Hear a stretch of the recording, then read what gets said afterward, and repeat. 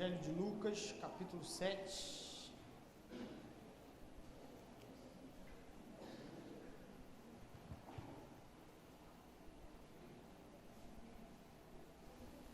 A partir do verso de número 1, a nossa leitura.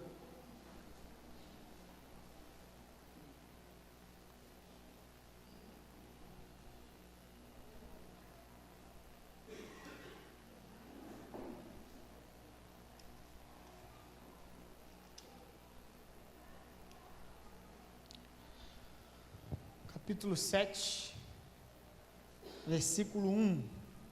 Todos encontraram? Amém? Quem não encontrou pode olhar à minha direita. Diz assim, mesmo assentados, mas em reverência à palavra do nosso Deus, diz assim: tendo Jesus concluído estas suas palavras, dirigidas ao povo, entrou em Cafarnaum. E o servo do centurião, a quem este muito estimava, estava doente, quase à morte. Tendo ouvido falar a respeito de Jesus, enviou-lhe alguns anciãos dos judeus, pedindo-lhe que viesse curar o seu servo. Estes, chegando-se a Jesus, com instância, lhe suplicaram, dizendo: ele é digno de que lhe faças isto, porque é amigo do nosso povo, e ele mesmo nos edificou a sinagoga. Então, Jesus foi com eles. E já perto da casa, o centurião enviou-lhes amigos para lhes dizer: Senhor, não te incomodes, porque não sou digno de que entres na minha casa. Por isso eu mesmo não me julguei digno de ir ter contigo. Porém, manda com uma palavra, e o meu rapaz será curado. Porque também eu sou homem sujeito à autoridade, e tenho soldados a minhas ordens, e digo a este vai, e ele vai, e o outro vem, e ele vem, e ao meu servo faz isto, e ele o faz. Ouvidas estas palavras, admirou-se Jesus dele, e voltando-se para o povo que o acompanhava, disse: afirmo-vos que nem mesmo em Israel achei fé como essa. E voltando para casa, os que foram enviados encontraram curado o servo. Louvado seja o nome de Jesus.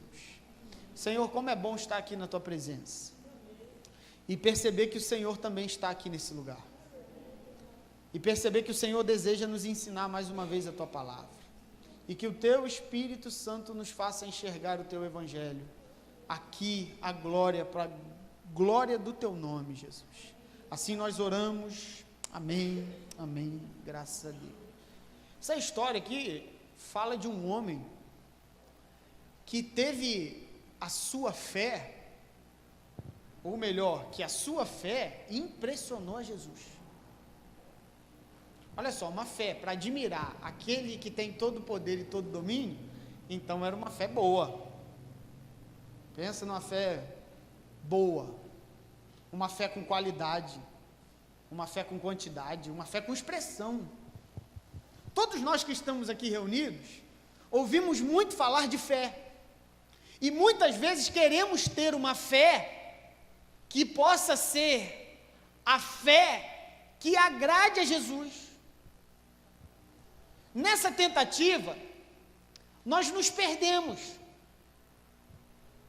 porque o que Jesus vai nos ensinar aqui, que a fé do Evangelho não é a quantidade, mas a qualidade, o caráter da fé, que é extremamente importante.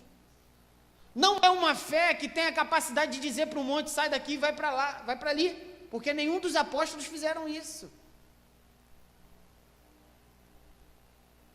É perceber que a fé que Jesus nos chama e nos convida a ter, ela não está na ideia que muitas vezes nós temos de ter muita fé, quantidade de fé absurda, ao ponto de quase flutuarmos, se possível.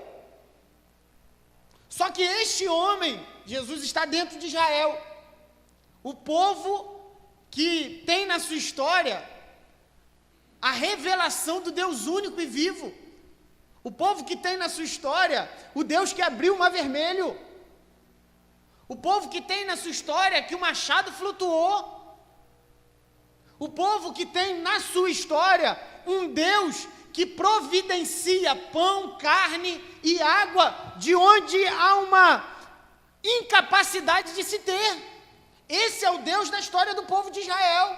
Só que o homem que crê aqui, ele não é israelita, ele é um gentio, é alguém que não, ao que tudo indica, não conhece a lei como o povo que se chama pelo nome de Deus.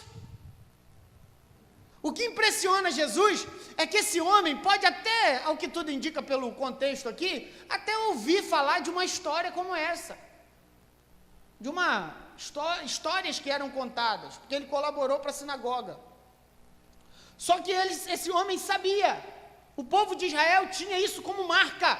Deus agiu, Deus estendeu a mão, Deus está presente na história. Só que esse povo não crê. Porque o que Jesus está dizendo é exatamente isso. Que se nós notarmos o capítulo 6, logo a partir do verso de número 43 ao 45, Jesus conta a parábola de uma árvore. Vocês já viram goiabeira? Da laranja? Melancia? Já viu, Felipe? Não, né? Gostaria de ver? Não, né? É porque existe uma impossibilidade natural. E o que Jesus está dizendo é exatamente isso. Ele, no capítulo 6, ele está criticando o povo de Israel, dizendo: vocês têm nome. Vocês são conhecidos pelo nome de povo de Deus, mas vocês não têm a fé que esse Deus exige de vocês. Por isso que ele vai dizer: olhem para além das aparências. O que vai determinar se eu tenho uma fé do Evangelho não é a minha profissão de fé, não é se eu digo se eu sou da igreja ou não, porque esse é o contexto.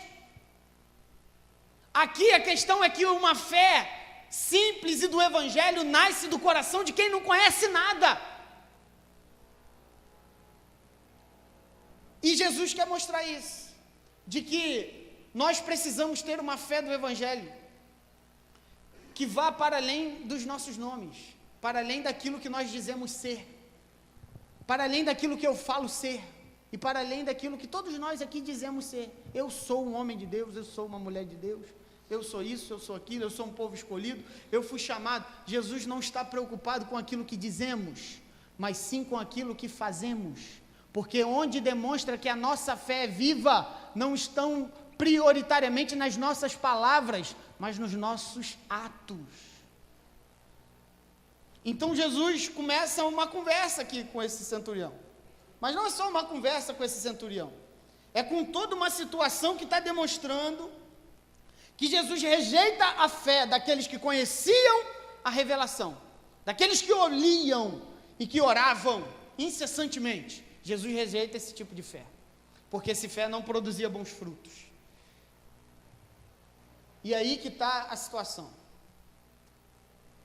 Jesus está exatamente afirmando que os que pertencem a Ele não são os que se intitulam como tal, mas aqueles que agem como tal. Vamos dizer isso aí? Jesus não está preocupado com o que eu digo que eu sou, mas com aquilo que eu faço. Então já está determinado para Jesus. A minha fé não é vista apenas pela minha fala, mas pela minha ação, pelo que eu presto, pelo que eu realizo. Jesus não está preocupado com aqueles que se dizem ser, mas sim com aqueles que agem sem ao menos dizer que são, mas agem porque creem no Evangelho, porque tem Jesus no coração, mas agem porque amam como o Evangelho ama. Então o Evangelho, a fé do Evangelho, que a gente pode ter muita fé, né?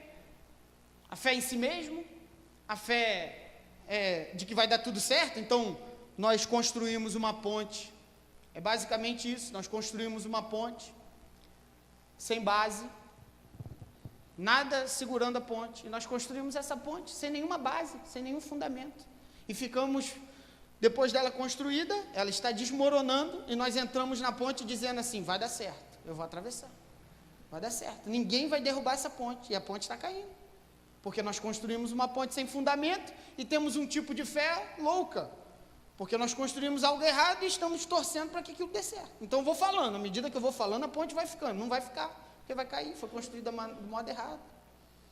Então Jesus nos convida para uma fé do Evangelho, que está diretamente unida à ideia de submissão e rendição, e não um fruto de barganha, de troca, de dizer, eu te darei isso, e o Senhor tem um compromisso em me dar aquilo. O problema é que nós não falamos assim com Deus, mas o nosso coração pensa exatamente dessa forma.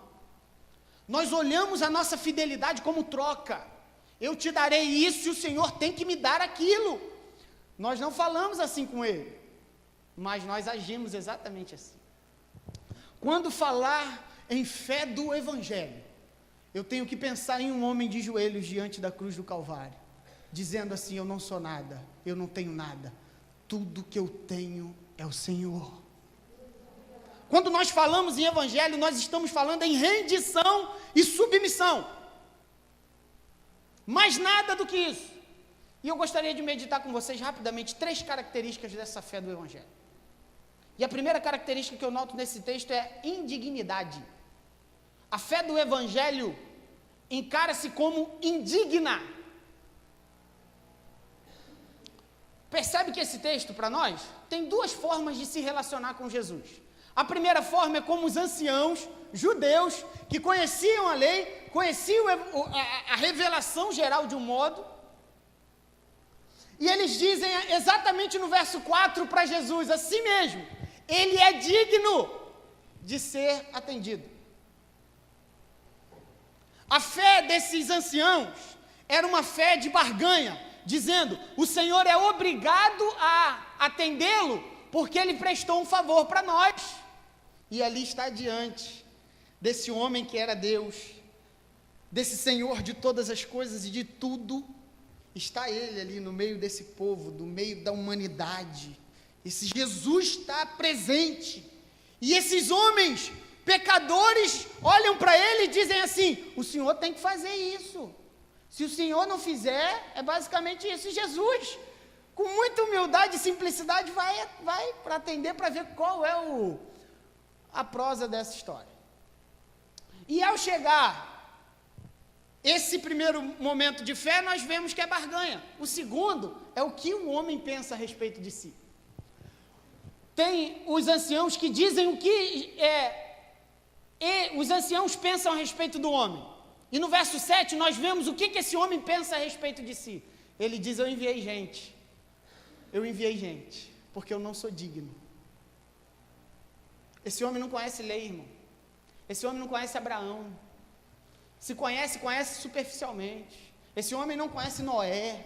Esse homem não conhece essas revelações. Então esse texto, essa situação, ela revela um dos motivos pelos quais Jesus admirou-se tanto dessa fé, de uma fé verdadeira do Cristo, diferente da dos anciãos. A fé dos anciãos, essa fé que se manifesta pela troca de iguais, eu sou igualzinho, eu vou te dar isso aqui e o Senhor vai me dar, que coisa doida, né? Um homem, não tendo condição nenhuma de ficar diante de Deus, exige algo dele, dizendo, ele é digno de receber a sua visita.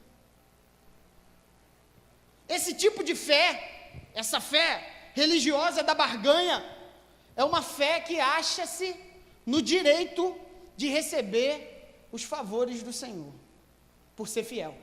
A fidelidade não é motivo de gratidão, irmão.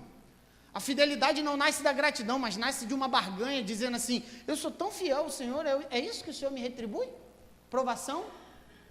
É como se a nossa fidelidade ao Senhor fosse uma espécie de moeda de troca. Então nós cumprimos o rito, cumprimos as nossas obrigações, estamos aqui, chegamos até aqui, para no momento da aflição chegar diante de Deus e dizer, Senhor, eu tenho depósito contigo, Não tem, primeiro porque Deus não é o Banco do Brasil, muito menos o Itaú e a Caixa Econômica. Não tem poupança com Deus, irmãos, a não ser aquela que Cristo conquistou na cruz do Calvário. Não tem depósito de ninguém, a não ser o depósito que o próprio apóstolo Paulo fala, que é o Evangelho de nosso Senhor e Salvador Jesus Cristo. Uma fé que olha para Jesus desejando manipulá-lo. Você já deve ter ouvido muitas vezes essa frase, que a minha fé move a mão de Deus. Ela não move a mão de Deus, a não ser que o Deus mova o nosso coração. A minha fé não deve mover a mão de Deus, porque a minha fé não manda em nada. Pelo contrário, a experiência do Evangelho é a experiência de rendição e submissão. Quem se achega diante de Deus e se achega diante de Cristo do Evangelho, não tem como dizer nenhuma palavra sequer, a não ser: estou rendido diante de Ti. Eu não tenho dignidade alguma, porque tudo que temos, tudo que somos e tudo que seremos é fruto da graça bondosa do Senhor. Ninguém tem direito a exigir nada dele. Sabe por que nós nos decepcionamos com Deus? Porque às vezes a gente acha que pelo muito falar e pelo muito orar Ele vai fazer aquilo que a gente quer, e Ele não faz o que a gente quer, e louvado seja o nome dEle, porque o que nós queremos às vezes é morte, e Ele nos livra de nós mesmos. Então assim Jesus admira-se desse homem que não conhecia a lei, irmãos, mas com o coração ele olha para Jesus e diz: eu sei quem Tu és. Ele não tinha ideia da lei, mas ao entrar em contato com essa presença gloriosa, com essa presença de Jesus, sendo homem, sendo Deus, estando diante dele, ele olha e diz: eu não sou digno de chegar perto dele, eu não tenho nada para me chegar diante dele e dizer: me responda. Pelo contrário, eu envio outras pessoas para ir na minha frente, porque eu não sou digno de Ti, eu não tenho nada. Jesus admira-se de um homem que quebra a ilusão que a religião cria. Sabe a ilusão que a religião cria? Que o meu muito fazer me colocará diante de Deus como alguém digno de ser respondido. É graça, não vem de vós, é dom de Deus. Não tem dignidade em nós, irmãos. Essa fé brota de corações de homens e mulheres que abandonaram essa ilusão de olhar para Jesus e achar que Ele é manipulável, mas de uma fé que brota sinceramente no coração de homens e mulheres que diz: eu não tenho nada, mas eu sei que Tu és tudo que eu preciso ter para viver. De gente que já abandonou de olhar para si e dizer: eu faço, eu tenho. Diante dele ninguém tem nada. Até um centurião que comandava, ao que tudo indica, 100 soldados, diante dele ninguém tem nada, porque se colocar diante de Jesus, toda a beleza do mundo, se colocar diante de Jesus, todas as nossas forças, a nossa inteligência, tudo que se coloca diante de Jesus, não fica de pé, porque Ele é glorioso eternamente, e diante dele se dobre todo o joelho no céu, na terra e debaixo da terra, porque Ele é o Senhor e não há outro igual a Ele. E esse homem olha para Jesus, esse homem escuta falar de Jesus e olha para Jesus com um olhar que esses homens que estavam acostumados com a religião, eles não tinham. Eles olham para Jesus ele olha para Jesus e sabe quem está diante dele, mesmo sem reconhecer intelectualmente. Talvez você pense assim: meu Deus, eu gostaria de ter uma mente, ou uma voz, igual dos locutores aqui que encenaram, cheirosinha.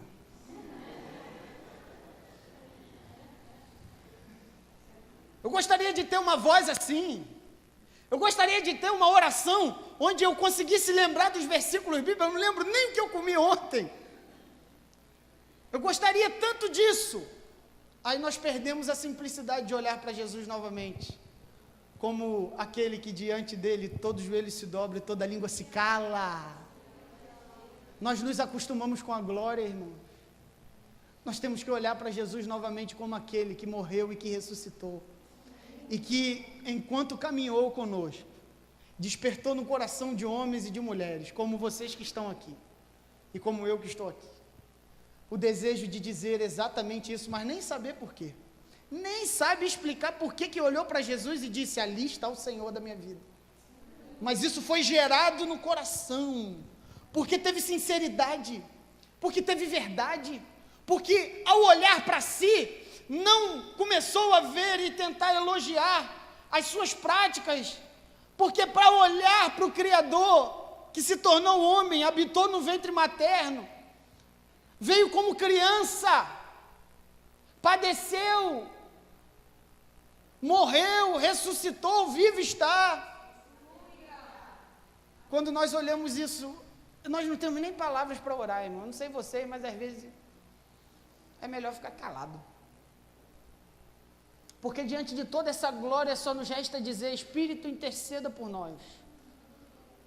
Porque nós não temos condição alguma de dizer palavra nenhuma diante da tua presença. E esse centurião, ele sabe quem está diante dele.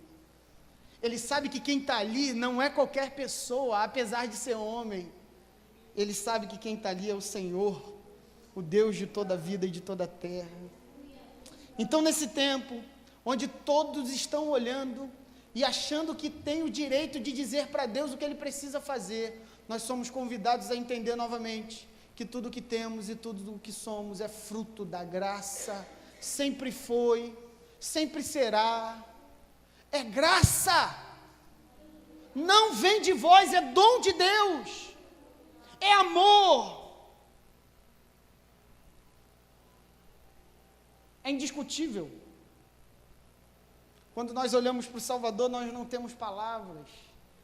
Quando esse homem, eu gostaria de imaginar essa cena, desse homem que não conhecia, ao que tudo indica, nada da lei, mas que ao olhar para Jesus, algo no seu interior moveu-se, e ele disse exatamente isso: eu não sou digno de recebê-lo dentro da minha casa, porque eu sei quem tu és, mas não sei explicar isso. Eu sei quem tu és, mas eu creio que tu és o Filho de Deus, mas eu não sei explicar, mas eu creio em Jesus. E essa fé do Evangelho indigna é que João capítulo 1, versículo 5, primeira epístola de João capítulo 5, versículo 4 diz: e esta é a vitória que vence o mundo. E esta é a vitória que vence o mundo, a nossa fé. Não uma fé que diz para Deus: faça, e Ele faz, mas uma fé que nasce das entranhas do coração, dizendo: eu não tenho direito nenhum, mas creio em Ti. Eu não tenho dignidade nenhuma, mas eu creio no Salvador, e essa fé vence o mundo, vence as tribulações, vence as dificuldades, vence a doença, vence as barreiras familiares, vence a ausência de emprego. Essa fé vence o mundo. A fé de quem olha para si e diz: eu não sou digno, mas eu creio profundamente de que aquele que foi estendido no madeiro, mas o madeiro não conseguiu segurá-lo, foi colocado sobre o túmulo, mas o túmulo não conseguiu segurá-lo. Eu creio que Ele é o Filho de Deus. Essa vitória vem, essa fé vence o mundo, vence as minhas e as suas aflições, vencem as dificuldades que nós vivemos, vencem as perdas, vencem os ganhos. Essa fé vence o mundo. É a fé da indignidade, a fé de quem olha para si e diz assim: Senhor, eu não tenho nem fé, mas eu creio no Cristo, isso é suficiente. Essa fé vence o mundo, essa fé vence todas as coisas. Louvado seja o nome de Jesus. Mas essa fé, ela tem uma outra característica, segunda característica: essa fé submete-se à autoridade do Cristo, mas submete-se com uma autoridade, irmão. Esse homem, ao que tudo indica, não era um soldado, ele era um centurião, como se fosse uma espécie de sargento do exército nos nossos dias, que comandava, ao que tudo indica, 100 homens. Só que, olha o texto comigo, olha como é que ele fala para Jesus: Ele poderia falar assim: eu sou um homem com autoridade. Mas olha como é que ele fala no texto. Verso 8. Porque também eu sou homem sujeito. Ele não fala da autoridade que ele tem de mandar. Ele fala da autoridade que ele está submisso. E por estar submisso, é que ele tem autoridade para mandar. Esse homem não conhece nada do evangelho, mas ele entendeu que a pessoa que estava ali, na frente dele, ou para se aproximar da casa dele, a pessoa chamada Jesus de Nazaré, o Cristo, foi dada a ele autoridade pelo Pai, e essa autoridade que foi dada a ele pelo Pai, o fazia dono e responsável por todas as coisas. Por isso que esse homem, ele não coloca-se diante de Jesus dizendo basicamente isso: ó, eu sou um homem com a mesma autoridade do Senhor. Ele está dizendo: eu sou homem sujeito à autoridade. Então eu estou aqui, sabe qual é a minha relação com o Senhor? O Senhor é o dono, eu sou o servo. Esse homem faz uma coisa inacreditável para ele. Ele sabe quem está ali, mas não sabe explicar. Ele sabe quem o Cristo é. Aí que nós voltamos ao assunto. A fé do Evangelho não são palavras. A fé do Evangelho, ela nasce de atitudes, de gente que olha e crê em Jesus, e crê na autoridade dele, e que está debaixo da autoridade dele, e que debaixo da autoridade dele, nada nem ninguém pode tocar, mexer ou roubar, a não ser que ele mesmo o tire. É esta a relação que nós precisamos ter com Jesus Cristo, nosso Senhor. Não de chegar e dizer: eu tenho fé suficiente para mover uma montanha, mas dizer assim: eu tenho uma fé aqui, indigna, mas eu estou me submetendo para saber se o Senhor deseja que essa montanha seja removida. Nós temos um desejo enorme de comandar. O desejo do Evangelho é nos colocar de joelhos e dizer: submeta-se a Ele. Irmãos, a maior parte dos problemas que nós temos na família, na vida, é porque nós queremos tomar as rédeas da história. Mas quando nós nos submetemos a Ele, Ele realiza a obra, Ele cumpre o milagre, Ele estende a mão e cura, Ele faz do jeito que Ele quer, e os seus servos dizem: louvado seja o nome do Senhor, porque os caminhos dele são insondáveis e ninguém conheceu a mente do Senhor. Entregue, deposite. E eu gostaria de dizer isso para os irmãos, porque quando eu estava lendo isso, terça-feira,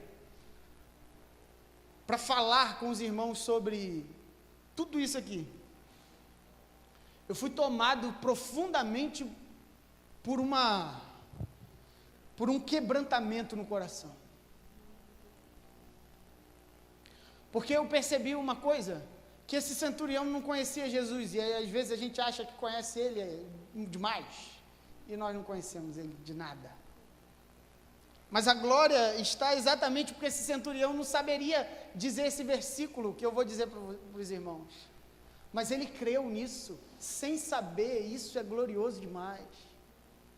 Ele creu exatamente como diz Colossenses capítulo 1, versículo 15 ao versículo 20. Este é a imagem do Deus invisível, o primogênito de toda a criação. Pois nele foram criadas todas as coisas, nos céus, sobre a terra, as invisíveis, as visíveis, sejam tronos, sejam soberanias, quer principados, quer potestades, tudo foi criado por meio dele e para ele. Ele é antes de todas as coisas, nele tudo subsiste, ele é o cabeça do corpo da igreja, ele é o princípio, o primogênito dentre os mortos, para que em todas as coisas ter a primazia, porque aprove a Deus que nele residisse toda a plenitude, e havendo feito a paz pelo sangue da sua cruz, por meio dele, reconciliasse consigo mesmo todas as coisas, quer sobre a terra, quer sobre os céus. Quem ele é? Esse homem não sabe quem ele é, mas esse homem crê que ele é o princípio e o fim de todas as coisas.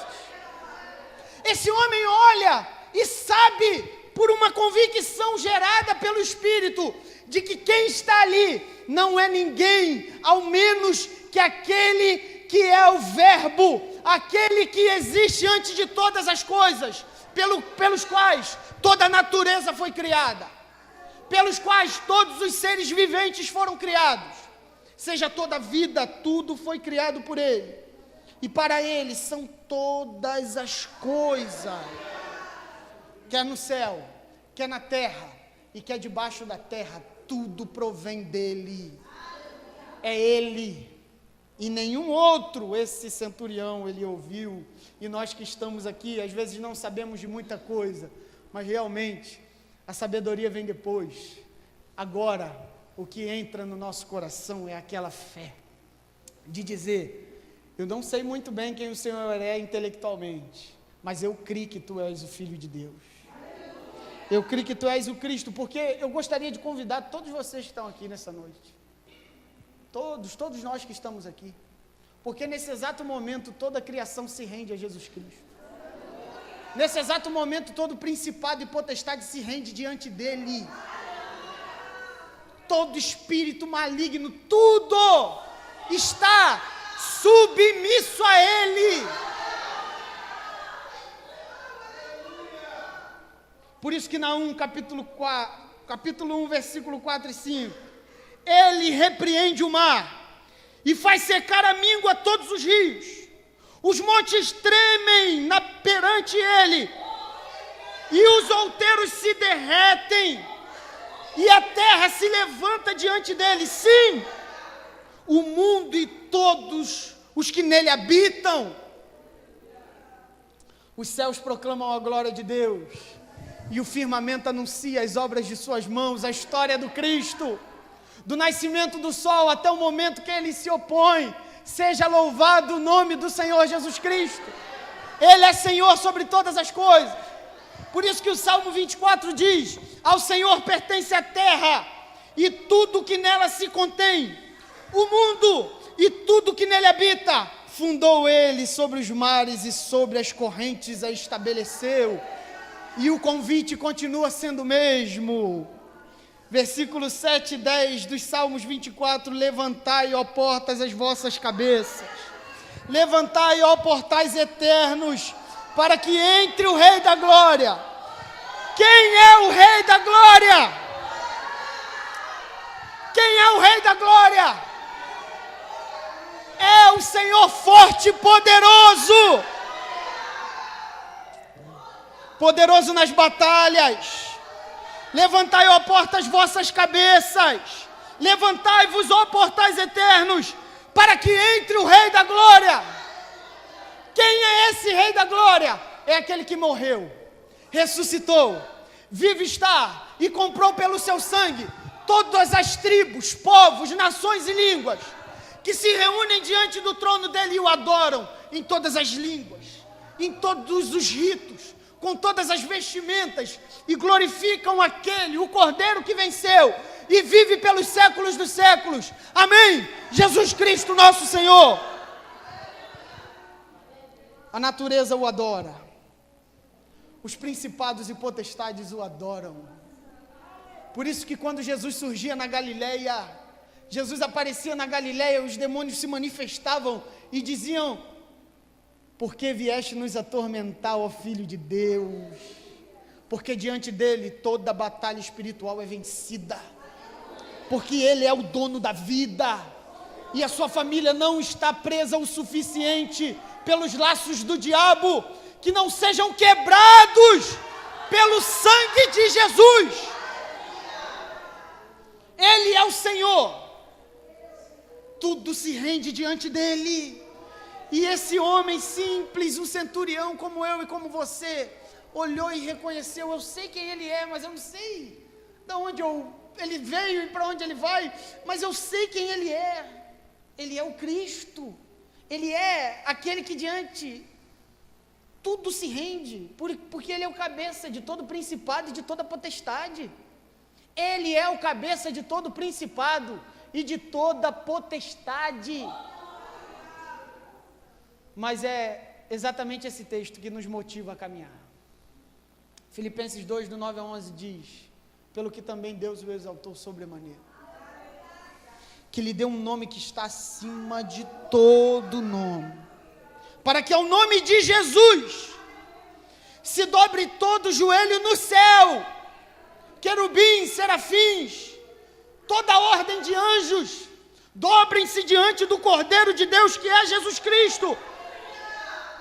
Na terra, seja presidente, imperador, dobrem-se diante dele, porque ele é digno. E toda língua confesse, que Jesus Cristo é Senhor, para a glória de Deus Pai. Eu vou pedir ao João que coloque esse texto aqui, Filipenses, e nós iremos ler aqui, irmãos, anunciando não só para a igreja que está reunida aqui, mas para todos nós que estamos reunidos espiritualmente, onde principados e potestades rodeiam aqui esse lugar, onde tribulações assustam e tremem a sua alma e o seu coração, e fazem com que a sua vida, a minha vida, perca o sentido da felicidade. E assim, a partir de Filipenses capítulo 2, verso 9 e o verso 11, nós iremos ler de modo profético. A igreja, ela é a boca profética de Deus na terra. E nós iremos anunciar exatamente isso juntos, como um grande exército. O sermão não acabou, mas eu vou convidar você a ficar de pé diante disso. E nós vamos anunciar, e depois você vai sentar e vai ouvir mais um pouquinho. Mas nós iremos anunciar isso, para que todos saibam, no céu, na terra e debaixo da terra, que Jesus Cristo é o Senhor, para a glória de Deus Pai. No 3, pelo que também exaltou sobremaneira, e lhe deu o nome que está acima de todo nome, para que o nome de Jesus se dobre todo joelho, nos céus, na terra e debaixo da terra, e toda língua confesse que Jesus Cristo é Senhor, para a glória de Deus Pai. Louvado seja o nome de Jesus, bendito seja o nome do Senhor, desde agora e para sempre. Seja adorado Jesus. Tome seu lugar de assento. Que o Brasil saiba, que o Rio de Janeiro saiba, que Capoeira Grande, Pedra de Guaratiba saiba, que Jesus Cristo é o Senhor, para a glória de Deus Pai. Que a Câmara dos Deputados saibam que eles não comandam nada, que a história do Brasil está nas mãos daquele que tem todo o poder e domínio, que é o Senhor e Salvador Jesus Cristo. Esse é o tipo de fé, irmão.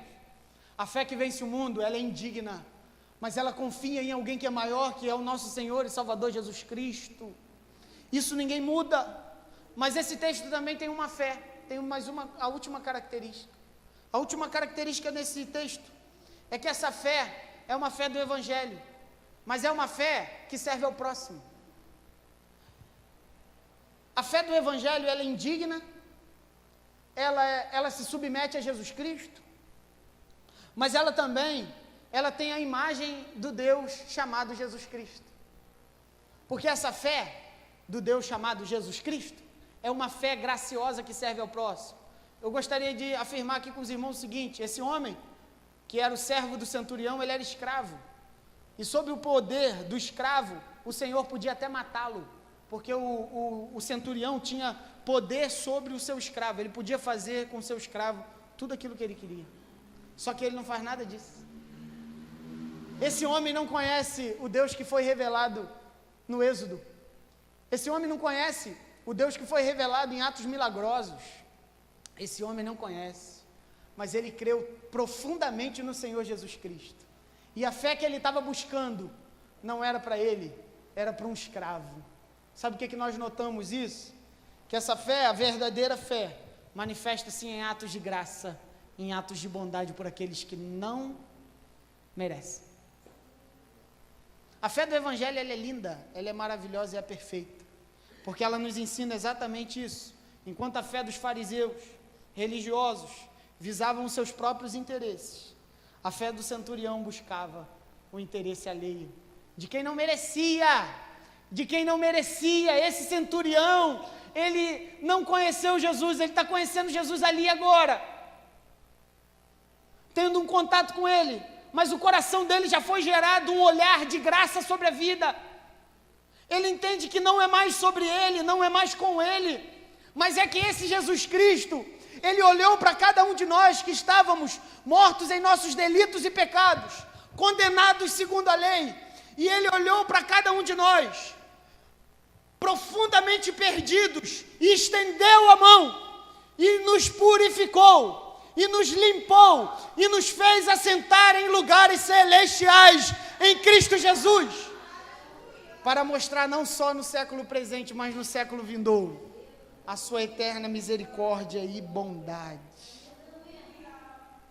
A verdadeira fé não é aquela que se canta, não é aquela que se dança, mas é aquela que se manifesta em atos graciosos de amor. É oferecer o bem para quem não merecia nada a não ser o mal. Foi exatamente isso que Jesus nos ensinou. Quem deseja possuir a fé do Evangelho precisa entender que nós não estamos aqui para viver para si, mas para servir ao mundo. Essa é a fé que vence o mundo. A nossa fé vence o mundo. Por quê? Porque é indigna, porque se submete a Cristo e porque também serve ao próximo com graça e com misericórdia. Imagine um povo se levantando, cheio de boas obras, tomando uma comunidade toda pelo amor de Jesus Cristo, e todos os principados e potestades sendo subjugados, mas uma igreja que não só tem placa de uma determinada denominação, mas uma igreja que tem expresso no coração de cada membro, de cada discípulo de Jesus, e de cada ato desses membros, a misericórdia, o amor e a graça. Essa igreja se levanta cheia de boas obras, porque agora é o teste da nossa filiação. O teste da nossa filiação, sabe qual é?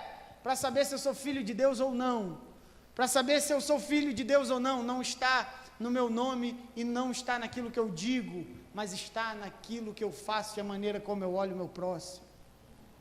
É tempo da gente olhar para aqueles que estão ao nosso redor com uma fé do Evangelho. A fé que não busca o interesse, mas uma fé que tem prazer em servir ao próximo com graça e com misericórdia. Que Deus nos abençoe.